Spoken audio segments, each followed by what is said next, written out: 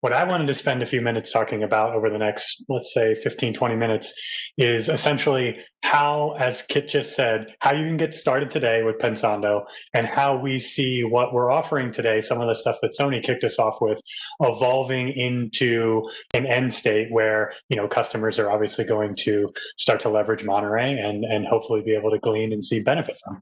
So, typical disclaimer, the focus, as I said, of this section of the presentation is really around what we're supporting today. A little of it is forward-looking, which is why I put the disclaimer in there, just to say that some of these things may change in the future. I will do my best to articulate as we go through the content here, to focus on sort of what's available today, versus sort of what may be, 3-4 months out.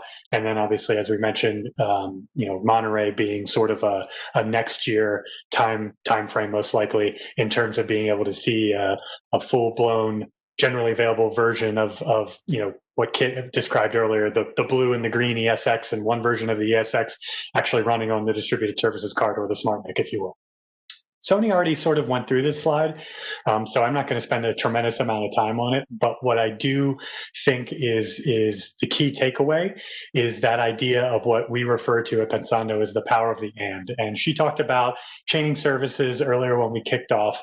But the way I like to look at this, right, and the way that I usually engage some customers is in terms of talking about today's Pensando architecture is the following, right? We have the orchestration, or excuse me, the management layer at the top there, depicted in that yellow color. We call that our policy and services manager. And it's essentially the central point of management, not only from a lifecycle manager standpoint and the ability to do things like firmware upgrades and manage the cards, which we'll talk to a little bit more about the operations as we move through the presentation. But it's a centralized manager inclusive of our solution, which honestly, we think, quite frankly, differentiates us. The concept of a SmartNIC, if I'm being bluntly honest with everyone, isn't necessarily something new. There are a variety of vendors that have actually provided SmartNICs over the past couple of years in the ecosystem. And Sony mentioned that earlier when she went through the function accelerator card and DPU and SmartNIC conversation. But some of the feedback we've received from our customers at Pensando is one of the reasons they like our architecture is because we're aiming to achieve a turnkey solution, whereas some of the other SmartNICs or some of the other SmartNIC offerings in the marketplace today, offer these functionality from a hardware standpoint, but they hand you an SDK and a pat on the back and say, good luck, right? You're kind of own the development of being able to take advantage of the hardware functionality from a software development standpoint. At Pensando, we're looking at delivering the entire stack, and obviously that entire stack is inclusive not only of the accelerator card or the function accelerator, i.e. what we call our distributed service card, which is the PCIe form factor that goes into the server, but also the management of that hardware, right? So it's a two-pronged architecture, if you will, as it relates to what we call the distributed services platform. In the the white box that sits underneath the diagram there, those are the services that I know if you guys caught us at the last field day, or, again, Sony reviewed a little bit at the kickoff here. Those are the services that we have the capabilities of leveraging or turning on as it relates to our hardware. So we've done a lot of really unique things, and, Vipin is probably going to be better to answer some of the hardware specific questions than myself, but we've done a lot of really unique things at the silicon level to be able to drive these services, chain these services together, enable them concurrently, and essentially, incur no type of performance or impact, either to forwarding or, subsequently the CPU, if you will, right? So that's relatively a high-level summary of what Sony reviewed before, but I think it's really important to start this conversation with this, because when a customer comes and says, okay, well, how do I get started on this journey with VMware today? When we talk about what Pensando is able to do today, this is our architecture today, and enabling some of these services is the value add that we believe we can bring to VCF, if you will, or more specifically, the specific pillars of the VMware Cloud Foundation, i.e. vSphere, NSX, and vSAN as an example. So the one thing I wanted to sort of rip the Band-Aid off of before we dive into any sort of, low-level implementation details or technical implementation details of how we work today, was to talk a little bit about the consequence, if you will, or the go-forward strategy as it relates to Pensando. Obviously, we were announced as a partner in the Project Monterey ecosystem, but sort of the commercial agreement that we agreed with VMware had some implication, and that implication is the following. And what this slide is really set to address is in the current instantiation of our hardware and software offering, we're not going to more or less compete in any areas with NSX. So as it relates to firewall, and more specifically, distributed firewall enabling microsegmentation, as well as load balancing and TLS-based encryption, while those features are things that we're looking at enabling with the full-blown stack solution that we're calling Monterey, which is what Vipin and Kit just spent the last hour and 15 minutes talking about, those are things that Pensando will not enable in our software moving forward for vSphere-based environments. So, just to back up real quick to make sure that it's very clear, when we talk about the power of the and the ability to enable all of those services in the white box there, as it relates to vSphere environments today, our code will essentially not enable distributed firewall or load balancing if the system detects that the DSC is installed in a ESXi node, as an example. So I just wanted to make sure that that was clear and upfront, because that is certainly a directional change for Pensando based on the last time that we met in the previous field day event, as it relates specifically to vSphere and VMware-based environments. I have a question. Yes, please. So specifically, is that for any ESXi that's detected, or is that is correct? It is not specific to VCF. It is ESX or any vSphere environment across the board. Does that also mean that regardless of it does have NSX or not? That's right. We will not provide firewall services to a vSphere-based environment in the current offering. Those functions will be exposed, and like Kit and Vipin were just talking about, from an offloading and acceleration standpoint, those will all be available and accelerated through the joint offering, which is Monterey. Right. And because software-defined networking is still ticked on that slide, does that mean that the distributed switch type functions or standard switch type? Yeah, we'll get to that. Basically, what that means is that from an overlay networking standpoint, VMware doesn't have an issue with us doing overlay from our card. What they do have an issue with is us, creating channel conflict, just bluntly speaking, with firewall and microsegmentation and load balancing.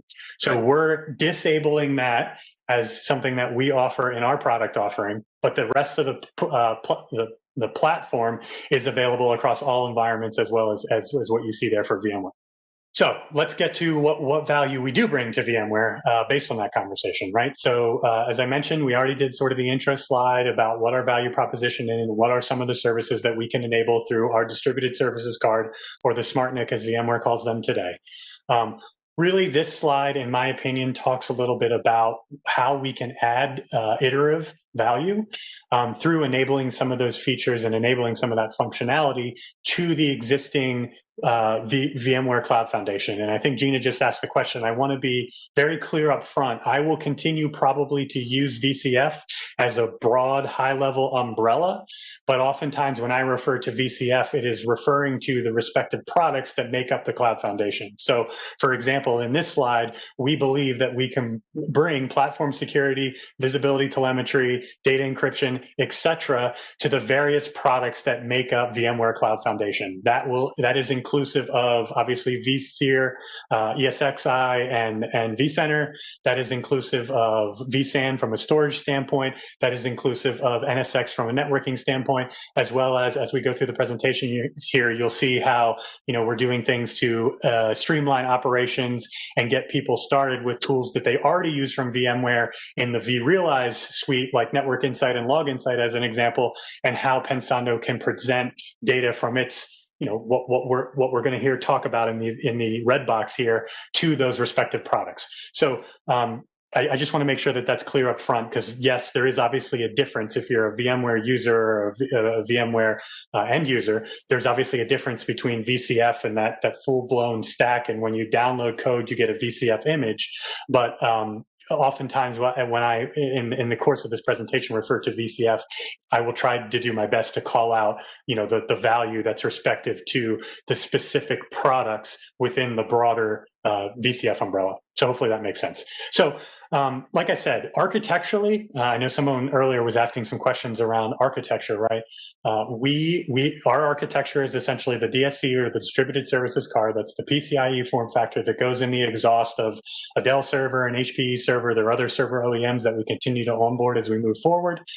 We manage those cards and turn on the advanced capabilities like telemetry and observability that I'll talk to you about in a second through our PSM, or our Policy and Services Manager. And today that PSM has integration available into vCenter.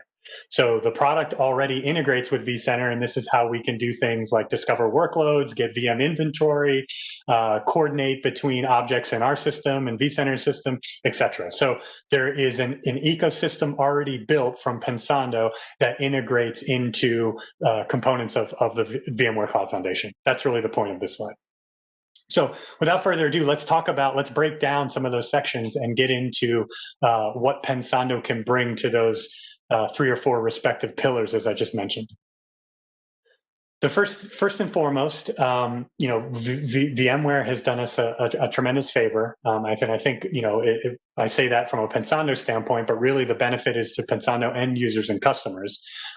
We've had a variety of different customers in various segments already start to adopt Pensando in their server refreshes and their server cycles as they continue to buy from their prospective OEMs, or the respective OEMs that I previously mentioned.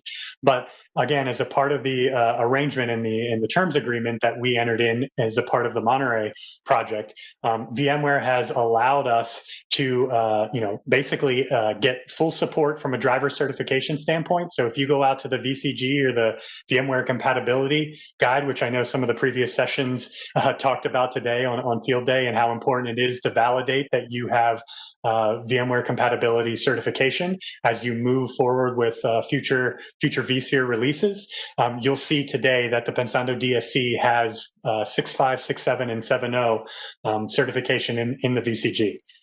We've actually been able to also get, from a roadmap standpoint, engineering commitment for the actual driver itself to be inboxed into a future vSphere 7 release. So, again, from a customer standpoint, any customer that's looking to take us into production at any type of scale, whether it be a financial services customer, a cloud service provider customer, from any of the respective verticals that we've talked about through the presentation today, the reality is they want that, that hands-off sort of white glove treatment, or not white glove treatment, I should say, white glove experience. And so to be able to deliver the driver as part of the base ESXi install is just another thing that customers don't have to worry about as they move forward in enabling Pensando in their vSphere clusters and within their vSphere environment. So that was a big thing around driver support for vSphere in itself. And across all 3 of these bullets, I want to make sure it's very clear. We have a notion of a lot of our customers starting with what we're referring to as classic NIC today. So essentially inserting a smart NIC, but not turning on any of the functionality, and basically just using it as an I/O device. The driver support terms that we agreed to are inclusive of both what we would refer to as classic NIC, or just a I/O adapter replacement for your current network interface card with no advanced functionality, as well as the fully managed mode, and bringing in our controller, our policy and services manager, and turning on the advanced functionality like telemetry, ER-span, some of the stuff that I'll talk about here in a slide or two. So that covers the driver support from a broad vSphere standpoint. We're also, obviously, a part of that process was to also get vSAN certification as a part of the driver certification. So we are now fully certified as it relates to vSAN, or I should say fully certified or supported as it relates to the various vSAN versions across 6.5, 6.7, and 7.0, the primary vSphere releases. We are working currently with both HPE and Dell to submit platforms to actually achieve vSAN ready notification and certification, so that both from HP and Dell will obviously have those certs in the various ProLiant and PowerEdge lines. I think today, if I'm talking about today's date this afternoon, we have some vSAN ready nodes available from HPE in the 6.5 train, and they are quickly closing on the 6.7 and 7.0, and Dell is following not too long behind. So suffice to say, over the next quarter, we hope to have that fully closed off from a server OEM standpoint as it relates to vSAN ready nodes and vSAN ready certification. And then last but not least, as I already mentioned on the previous slide, this is kind of redundant, but the driver certification and the driver support effort is enabling us to enable Pensando across VMware's what they refer to as their VM Cloud Foundation, or more specifically, some of you folks may have heard of the SDDC stack, the Software Defined Data Center stack. And so the Pensando DSC hardware with its drivers are supported in ESXi or vSphere, supported in NSX, supported in vSAN, and we have some integration stuff that I'll talk about here shortly across Vrealize as well. So again, taking some of those gray building blocks that we talked about earlier, telemetry, observability, platform security, adding these into ESX, let's start with some of the security functions, right? It goes without saying our architecture today is very secure in its nature, and I think you heard Vipin say this earlier, right? We wouldn't the mechanisms in which we use to communicate from our controller, configure services on the cards, configure services on the DSC, and manage the entire infrastructure is secure out of the box. Everything, gRPC calls, everything's authenticated with certificates, mutual TLS between all the endpoints. It's a very secure architecture and very secure ecosystem, and security was really one of the fundamental design principles of the Pensando Distributed Services Architecture or Distributed Services Platform out of the gate. Right? This is not a bolt-on. This is not an add-on. This is not things we turned on in version 2 of our code. We consider this sort of stuff table stakes in terms of being able to get a customer to even realistically insert a smart IO or a smart NIC device or the distributed services card into their x86 platform. That one's not as interesting to the vSphere place. That's just us and the architecture that we built. The other two that I think are a little bit more interesting to folks that are looking at large scale vSphere clusters, or maybe even vSAN clusters as an example. The first one is this idea of the rooted trust. We have a component that's actually on our board called a PUF, a physically unclonable function. And there's a number of other architecture things that are part of the distributed services card if we look at the actual architecture. But the end state, or the value to customers that are looking to start a journey with SmartNICs today, is that we are basically taking a step to make their servers one step more secure than they were in the past. So some of the OEM vendors out there today are already positioning themselves as the most secure server on the planet. We look at this as an incremental or a step up from that most secure server on the planet, where also the network interface card now has those same physical silicon functions baked into the adapter. So it essentially makes them tamper-proof, right? If something happens from the shipping and manufacturing to the loading dock of the customer, and if the card gets tampered with, the card will essentially deem itself unusable. We do things with image signing. We make sure that the card isn't running a tampered or essentially a non-authentic image. So that third bullet point that you see there is this idea of leveraging secure boot, or you guys are probably familiar with secure boot because it's been talked about from other vendors for quite some time, but the ability to leverage that on the NIC itself, and I think Vipin alluded to this a little bit earlier in the conversation, but this idea that we can assure that the image that's booting on the card is authentic, signed, and trusted, and the only way after the device boots, or the only way to enable the smart NIC is with one of those signed, authenticated, and trusted images at boot time. And if something is detected as malicious or not signed, or that's not supposed to be part of the code, obviously we won't allow that code to actually execute. So there's a lot of baseline security function that's available on the card today just by inserting it into the server. So is this the same as vSphere secure boot feature, or is this additional? This is additional, supplementary, and this is something that is unique to Pensando. So we look at this as a plus to what VMware is offering in the stack today. All right, so that's a little bit about the platform security stuff. We talked a little bit about that earlier. The other area in which we believe we have some significant value as it relates to security, and again, Vipin talked a little bit about this earlier, is this notion of being able to add data in-flight encryption from the SmartNIC or from the distributed services card across the network to any other node, or in this case, any other ESXi or vSphere-based node that contains the distributed services card, right? And there's a lot of value that we believe that customers can glean from that. Obviously, there's the stuff off the top from a compliance standpoint. Folks our customers are able to really recognize and achieve compliance standards. We're able to obviously do this encryption without any impact to the actual host CPU. So we know that there are ways to do encryption out there available in data centers and in networks today, but a lot of them have a software component, and that software component obviously taxes the x86 CPU. Our architecture is much different because we have those accelerators and those functions baked into the card themselves. We're able to leverage that acceleration and leverage those that physical componentry on the board of the DSC itself to deliver IPsec-based in-flight encryption from ESXi node A to ESXi node B without any impact to the CPU. The other thing that's very interesting about this as we continue to talk, and I know I haven't got to the visibility elements of why customers are looking at SmartNICs today. And I know there was a question earlier about why would a broad enterprise care about SmartNICs, or why would a broad enterprise deploy this today? And hopefully you'll see a little bit more about that when we get to visibility. But the thing that's really important about this, customers have drilled us at Pensando, and certainly we're going to deliver this today as well as in Monterey in the future. The way that we've developed the pipeline and the way that we turn on encryption today, we can actually enable it at the egress of the card, and obviously it'll basically be turned off as the frame ingresses into the server and gets sent up the stack through the vSwitch and up to the corresponding container or VM.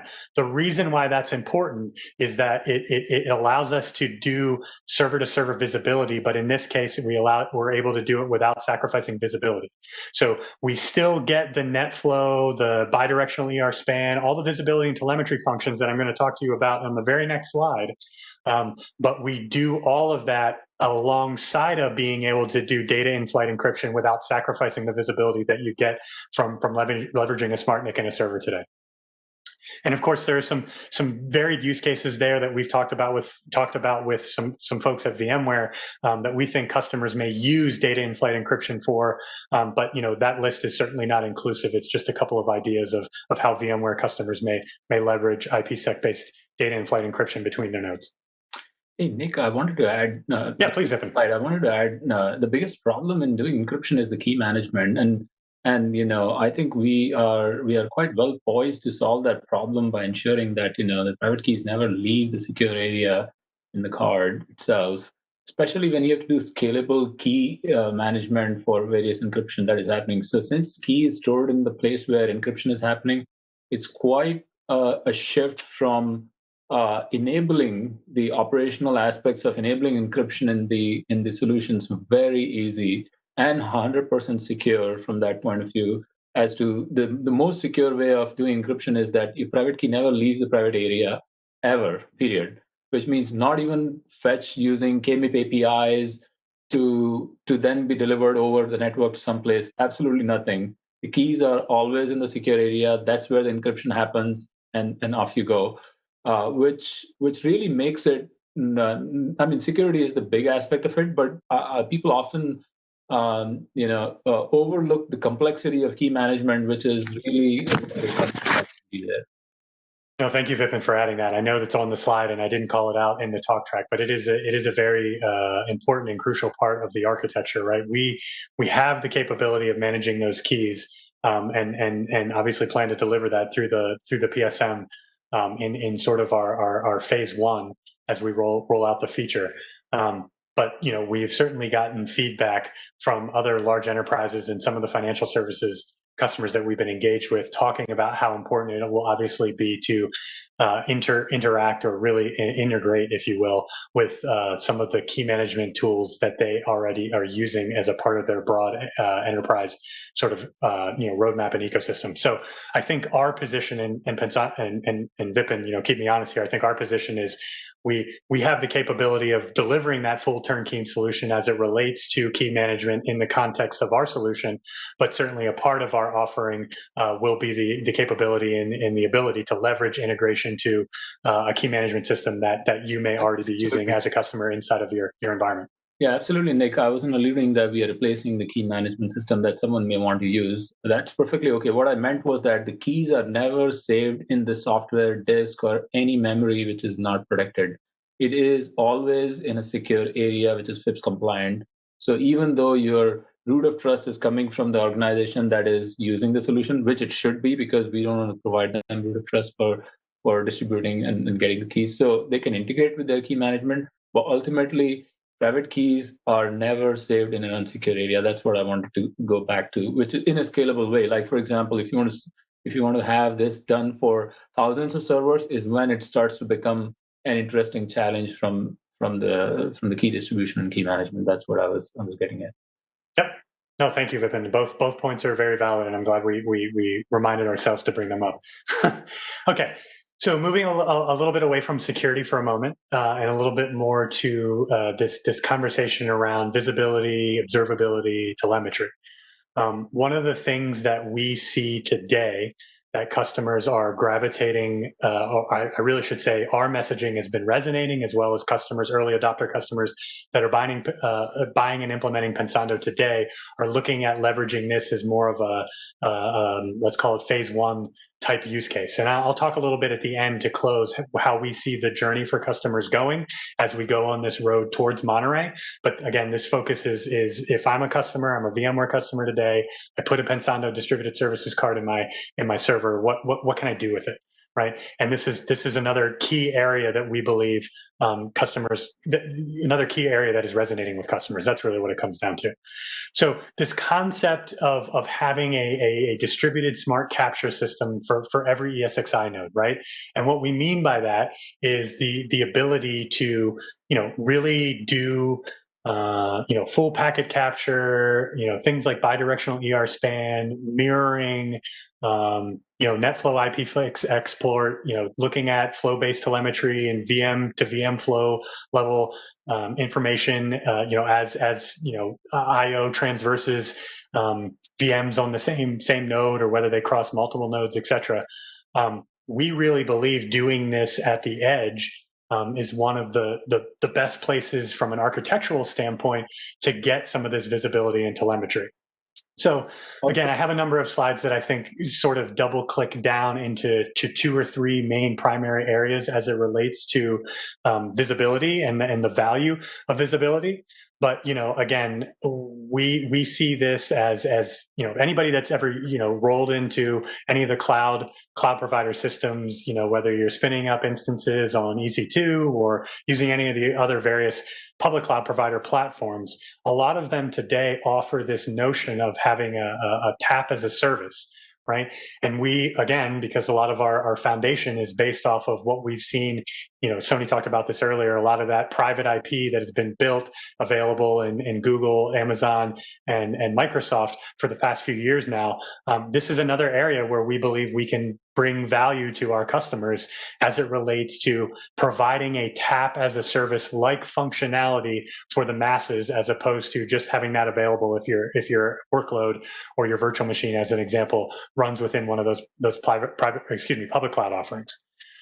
As I mentioned before, we intend to enable this with a broad ecosystem. So, Pensando's standpoint is this bidirectional ER span data can be exposed to a variety of different ecosystem partners across the board. Obviously, since we're here today to talk to you about what we can do with VMware, the next 2 or 3 slides are really focused on what visibility benefits can someone get in a VMware environment today. And that's basically what I want to focus on. The benefits there at the bottom, I think, are pretty straightforward around compliance, including increasing your security posture, obviously preventing unplanned outages and being able to supplement some of the data that you're already collecting, because we know we can get span data and some telemetry data from top-of-rack switches, et cetera, today, but being able to differentiate and supplement that data with some of the key metrics that you aren't able to get unless you're collecting this data at the edge or at the exhaust of the server, if you will, which again, I'll talk about here in 1 second. Yeah. So Nick, I wonder why you didn't cover the collection of all flow logs at the card, which means anything that goes to the card, any conversation, any IP, any TCP, UDP, IP connection that went through the card is recorded. The main difference between ability to do it at the card is the scale, because you could have millions of these flows accumulating over like a few hours and maybe a day, but having that kind of capacity to collect this information and record the flow information is quite crucial for security as well as troubleshooting and other use cases. Yeah, Pippin. Yeah, it's a great point, and integrating some of that data into things like Network Insight and Log Insight is what I had coming up in a slide or two. So I was going to talk about it there, but it is a very important. I mean, honestly, my takeaway and what I hope people take away from this particular slide is this idea that Pensando, and obviously validated from some of the cloud providers that are already offering this cloud-like tap as a service in their infrastructure today, have clearly validated that the most optimal point to collect this data, collect this telemetry information, is at the server edge. So the benefit to VMware's customers as well as Pensando's customers is the idea that today we have a lot of additional infrastructure. We've talked to customers, and you can see the quote at the top of the screen, that are spending hundreds, if not close to thousands of dollars per node on additional infrastructure within their environment, whether that's physical optical taps, separate switching infrastructure to tap and span data to, i.e. a collection network, to there's virtual appliances, there's excess cores being spent, and even in the vSphere or VMware based environment on some of these companies that have services tap functions available in a virtualized form factor running alongside your VMs on the same hypervisor. Essentially, what we're saying is we can have the ability with an architecture like this to displace all those physical taps, aggregators, excess cores that are running on your x86 today, and essentially, more or less, I would say, eliminate the need for that in architectures and in cloud environments moving forward, and basically have that functionality off of the exhaust of the server via the SmartNIC or via the DSC. So it drastically simplifies operations and allows your environment to be much more cost effective. I know somebody was asking earlier about the financials of Project Monterey and what it'll cost from a licensing standpoint from VMware. And as Pensando, we often get asked, how much does your card cost versus the standard 10, 25 gig NIC that we're buying today?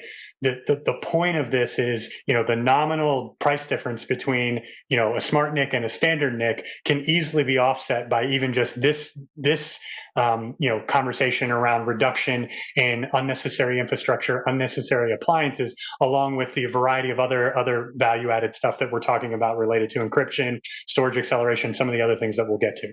So again, to summarize, we're leveraging this in this architecture, and we believe that the best place to collect this data is at the server edge, which is what we're proposing here. To complement that, though, sort of my visibility point number 2 is, while we're able to get very granular data, there's some metrics and some visibility based on this architecture that we're not able to see with traditional visibility, tap, and span aggregation environments, right? Prior, if I was to go and talk to a network ops guy, a lot of his point of visibility, if you will, are what you see depicted in the green boxes there on the right-hand side of the screen, right? A lot of these features are available on top of rack switches. You can create span sessions. And of course, that comes with a whole set of architectural challenges too, right? There's a lot of top of rack switches. If you're familiar with the evolution of silicon over there, some of those are big ASICs that service all 48 ports. Some top of rack switches have a crossbar ASIC with port facing ASICs. And if you have port facing ASICs with a crossbar ASIC, if you start setting up line rate 10 gig span sessions, you need to make sure that you're not overrunning the port ASIC, because that increase in traffic could have implications on your production data traffic. And certainly you don't want the span or the visibility network impacting your real data live network. So there's a lot of considerations for doing observability and troubleshooting inside of networks today. But a lot of that is very focused on what you can get from the network. We believe the value here is not only do we deliver more granular set of information. For example, as you see here, we have new points of visibility that we can actually give, as a part of this offering, right? Obviously, it's very straightforward that we can say, okay, well, for all I/O, TCP, UDP sessions, latency, drop counters, all that stuff, we can expose that for all data leaving the server on the 2500 gig ports that are network fabric facing. But the other thing that's very unique and interesting about this that I think that often gets overlooked is we can extend those same type of metrics and visibility actually to the opposite side of the PCIe card for the interfaces that actually face the PCIe bus itself. So when you talk about building, and Vipin mentioned this earlier, you talk about the security implications of this data and how security operations and network operations are using this type of data to reduce their mean time to resolution and be proactive in dealing with outages and reducing downtime, et cetera.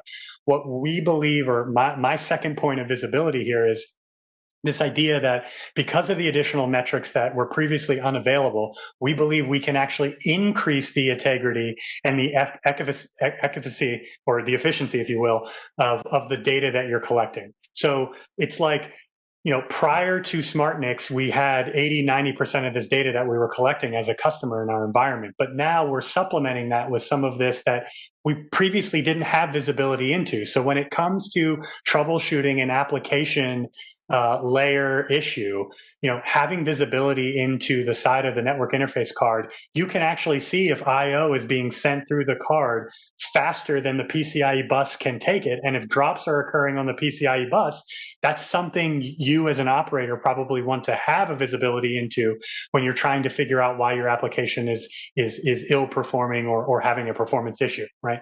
So we fully recognize that some of the telemetry data and some of the metrics and things have been able to be gleaned and captured from traditional top of rack environments previously, but we're introducing a way to do that from the NIC itself, eliminating the architectural challenges of doing it at the top of rack, and in conjunction also combining that with metrics that were previously unavailable if the place where you were collecting them was at the top of rack switch.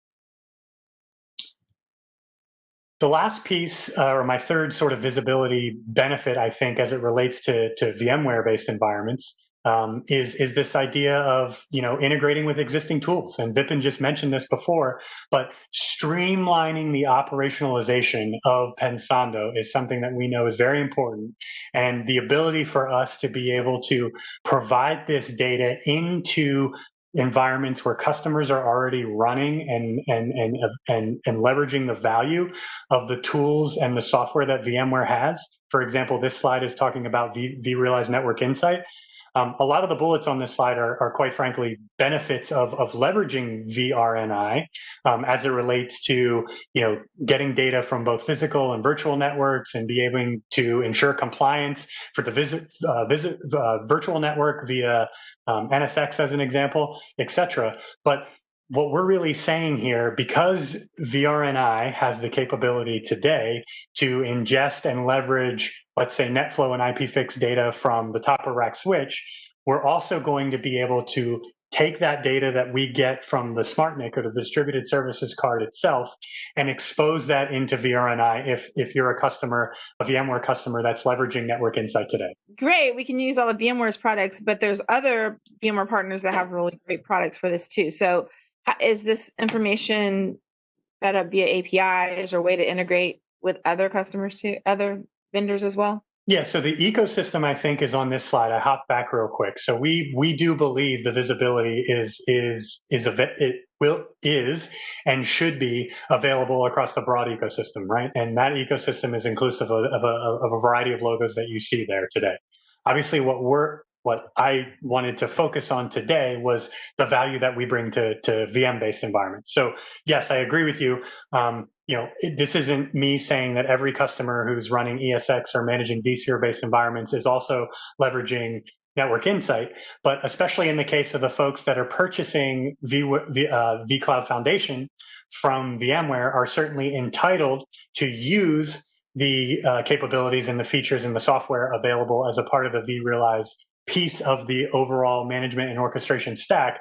So I wanted to take a moment to at least make sure that it was clear that we provide value not only to the broad ecosystem and can integrate with that broad ecosystem, but we also have the capability of exposing that same level of telemetry data and observability data into the tools that a typical VMware customer would use. Thank you. Sure thing. And the last one, sort of on the integration piece with existing tools, this is, again, probably, I put it in the section around ESXi, but this isn't, I'm not assuming that every customer that manages vSphere or ESXi environments is leveraging Log Insight, although, full disclosure, I did used to work at VMware, and a lot of the customers I talked to certainly did use Network Insight as well as Log Insight. So today, a lot of the key metrics, the performance monitoring, the health monitoring of some of the components in the Pensando architecture, the DSCs, the health of the controller is a cluster that runs across multiple nodes, et cetera. We want to monitor the availability of that. So if there's an issue with one of the VMs in the cluster, you can detect that. All of that is obviously available in Pensando's UI, or a lot of those metrics are available in the Pensando Policy and Services Manager. But the point here is we also have that capability of exporting a lot of that log information directly into Log Insight. So we know a lot of customers, VMware customers in the VMware ecosystem, are leveraging Log Insight not only as just a way to basically aggregate syslog information across their entire cloud or across their entire data center, if you will. But VRLI, or Vrealize Log Insight, also has the capability of doing things around creating actionable dashboards. They have some pretty sophisticated analytics that they can run. And quite frankly, if you are a VMware customer and you're leveraging Log Insight today, you may be used to the look and feel of some of the graphs and some of the visualizations that you see in your environment in Log Insight today. And so having Pensando be a part, seamlessly integrating into that stack, we thought was very important. So we're in talks. In fact, some of the technical product management team here at Pensando is looking at actually developing a Pensando content pack, if you will, for Log Insight. But these metrics are available today, and we have this actually running in our labs where we're exposing a lot of the log, event log, alerting logs, health logs, et cetera, directly into Log Insight. So if you leverage Log Insight for the rest of your environment, Pensando more or less, seamlessly plugs in and has that data available in one specific place, rather than having to look in Pensando for Pensando information and then Log Insight for the rest of your VMware environment. As it relates to NSX, we already talked about, us not enabling our distributed firewall functionality for vSphere. So, again, I just want to make sure that that's clear and understood.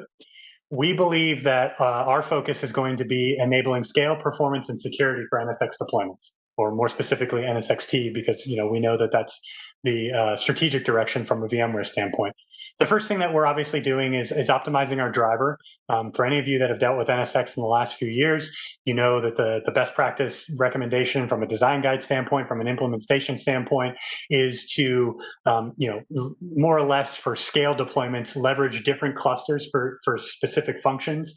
So there's a compute cluster, which is where, you run all your applications and your workloads, and NSX protects those from a security standpoint. There's a management cluster where the NSX MP management plane and control plane functions usually run alongside of, vCenter and all the VRLI, VNRNI, all the other various management components. And then with NSX, there's also this concept of the edge as well. The first thing that we're doing is obviously making sure that our driver has the specific offloads available and recommended by VMware to support the most performant NSX fabric. You see the list of offloads listed there. I'm not going to go through them verbatim, but suffice to say, from a CSO, a TSO for basic IP packets as well as encapsulated packets for the Geneva overlay, we have enhanced our driver to be able to support those respective offloads and make sure that we deliver the most performant NSXT fabric for customers that are looking at leveraging the DSC as their IO option in the exhaust of the server. The second piece is around, I already mentioned this is a little bit repetitive, but the idea of the enabling data in-flight encryption. So whether the driver is compliance, whether it's a variety of other security or compliance and regulatory issues, the idea of encrypting the data in flight from node to node is something that is resonating with a lot of different customers, from various spaces, whether it's enterprise, financial services, service providers, obviously, as well as federal and any highly regulated environment. But the key point here, again, because of the way that we've developed it, encryption, and the way that we're enabling it and supporting it in our pipeline, we will enable the support of IPsec-based encryption. But the benefit to someone running NSX is it doesn't impact or break any of the advanced functionality that NSX is providing. So, again, we're not, just because we turn on IPsec-based encryption between nodes doesn't mean that your load balancing is going to break, right? And we've seen challenges with that, historically speaking, with some of the other offerings that are out there in the ecosystem, when you try to enable security from a software standpoint or bolt on security after the fact. The last piece that I think is more of a forward-leaning idea is, obviously, as I mentioned before, we're not going to enable our firewall capabilities on any vSphere environment, so ESX as well as VCF. But we do believe that we can actually complement NSX as it relates to providing firewall services to bare metal systems. So, fully acknowledge that VMware and NSX team has a way to extend NSX to bare metal systems today, and we have no intentions of competing with that. What we believe we can do is complement the NSX firewall by providing an alternative so that if a customer would like to leverage a SmartNIC to protect the bare metal real estate prior to the delivery of Monterey, which will also be able to extend firewall capabilities into bare metal, we believe that is something that we have sort of unique with what Pensando has in its portfolio today. So I do want to make sure that that's clear and understood. We're not going after and competing with NSX at all, but we believe that we can complement NSX, which primarily protects the vSphere-based environment today, and they can extend NSX protections to bare metal Windows and Linux systems through an agent. But if a customer doesn't want to run agents via the NSX offering, Pensando can be there to supplement the distributed firewall that NSX already offers for vSphere by offering an agentless way to do enforcement on bare metal systems. We have one slide to summarize today's Pensando with vSAN. The big value that we see out of the box today, if a customer were to turn on Pensando in a vSAN fabric or a vSAN cluster, is again really around the telemetry and the visibility to some of the metrics, the really storage specific attributes and metrics that someone managing and operating a vSAN cluster would care about. And these are things like latency, drop counters. A lot of that is exposed broadly across the board, but we think as we move forward, we intend to enhance our UI. So in the case of a vSAN specific environment where you're leveraging, vSAN to basically replicate and move data around node to node, you want to have the visibility to make sure that drops aren't occurring in the network, that, frames and packets are leaving server 1 and actually getting to server 3 or wherever that data is being replicated inside of the vSAN fabric and the vSAN cluster. So a lot of that is complementary to some of the telemetry and visibility pieces that we talked about already. The other thing that we're looking to enhance from a PSM or our controller's standpoint is this idea of introducing automated alerting. So I can set up alerts. For example, if I start to see drops on a particular VMK interface that is the VMK interface that's tied to my vSAN service, I want to automatically send an alert, and that alert may send an email to someone. It may send start a service ticket. our broader ecosystem will, can integrate with things like ServiceNow. So we could, send an alert to ServiceNow. ServiceNow could open a ticket and immediately alert someone that say drops are occurring on this particular interface. vSAN performance may be impacted. All of this in a proactive way of trying to, reduce the mean time to resolution and really reduce outages across the board, both from a broad vSphere standpoint, but in this specific area, specific to vSAN and vSAN clusters. The other thing that I think Kit and Vipin talked a little bit earlier about was this notion of, smart NICs have the ability to expose physical functions. So one of the things that we've seen, and even in my days at VMware, as well as since I've been at Pensando, is we see a lot of VMware customers dedicating not only physical NIC cards, but as also physical interfaces on those NIC cards to some of these services. And, certainly for anybody that's been around VMware since, ESX5 and ESX6.0, when we saw the movement from 1 gig to 10 gig, we saw servers that had 8 1 gig ports coming out of it because we needed a dedicated interface for vSAN, we needed a dedicated interface for vMotion, we needed a dedicated interface for VM network, and then you needed some set of interfaces for all your actual data traffic for the actual VMs themselves. What smart NICs are allowing us to do, and what we're seeing resonate with a number of customers, is really start to look at not only an IO consolidation story. So, our smart NICs today basically offer a 25 gig, 100 gig, and in the future, a 200 gig flavor. So we're giving a fat enough pipe where we don't have to necessarily worry about, do I have enough bandwidth to support the service? But also from an actual, network function, or i.e. an adapter or port level consolidation standpoint, we're seeing the ability now with smart NICs to basically say, okay, now I don't need to worry about this noisy neighbor conversation where my vSAN traffic may overrun my VM network traffic. And so this idea of consolidating all this onto a single smart NIC in the exhaust of the server, or if you're still designing and want to have redundancy, 2 smart NICs in the back of the server, we believe that's all we need. So, as it relates to vSAN fabrics moving forward, we believe Pensando is uniquely positioned to help with this idea of adapter consolidation and lessening the need for all these dedicated interfaces and dedicated adapters that we've seen sort of been very prolific over the last couple of years as it relates to any hyperconverged offering, but more specifically, what we're talking about here is vSAN. And then the last sort of forward-leaning thing that I'll let you guys chew on here is this idea. If you went back to our previous field day broadcast, as well as what Sony kicked us off with today, that we have some unique capabilities in our silicon today to extend and enhance storage offerings. So we are already available in another OEM storage array where they're leveraging us for dedupe and compression offload. And as I mentioned, we are enabling data in flight IPsec-based encryption, but our platform also has the capability from a hardware perspective to do data encryption for data at rest. And so we are actively working with some of the folks today to see if we can enable some of these features for vSAN prior to the delivery of Monterey.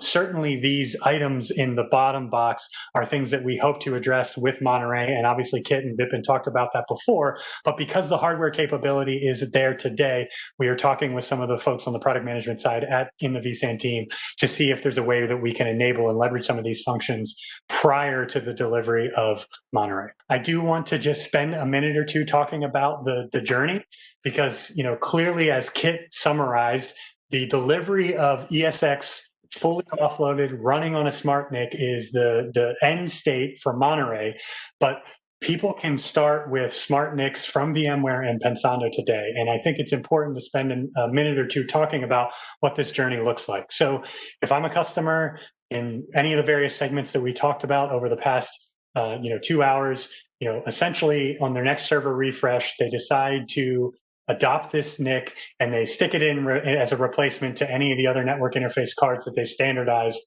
today. And that out of the box allows them to take advantage of some of the offloading function and capabilities that we talked about, whether that's respective to NSXT or not. Obviously, they can get the enhanced user experience of having the driver's inbox and that sort of stuff, as well as the full lifecycle management. So when you install and begin leveraging our Pensando Policy and Services Manager, as I mentioned before, aside from enabling any of the advanced functionality, one of the things that we think is different than a lot of the other smart NICs on the market today is that manager gives you a way to fully manage the life cycle, of that card out of the box. And that piece itself is unique and different than if you looked at some of the other smart NICs and inserted that as a day zero. I just bought a bunch of brand new DL380s from HPE, and I'm deciding that smart NICs or smart IO are my future. The next piece is obviously, sort of iterate as we move forward, is to leverage the visibility functionality, right? So gain that telemetry, gain that observability, and move toward a world of where those additional points of visibility, those additional metrics and things, you can start to use them and understand how to operationally leverage them inside of your environment to do things like have a drastic reduction in your mean time to resolution, and or move toward a more secure, I'm going to do some sort of enforcement with NSX and move towards a zero trust model, right? The mantra has been around in the industry for the last 5 to 7 years of, I can't protect what I don't see. So this idea of leveraging the visibility from the Pensando solution to get you to a place where maybe some of that IPFix and NetFlow data is now being imported into VRNI, and VRNI is actually plumbing the rules to NSX and doing the enforcement within a vSphere environment, as an example, right?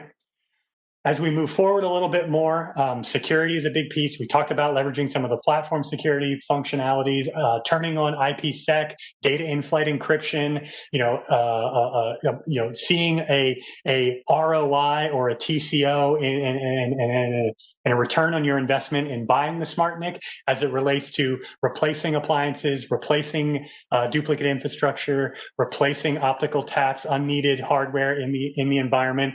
All of that is part of, in my eyes, the iterative journey that a customer leveraging VMware in an environment or vSphere today, installing the Pensando DSC will have. And then next year, when Project Monterey becomes a reality, right, we know that it's a very optimized stack. We're talking about taking functions inside of the VMware Cloud Foundation, whether it's ESX, vSAN, NSX, et cetera, and not only offloading that, but really running some of that on the smart NIC itself.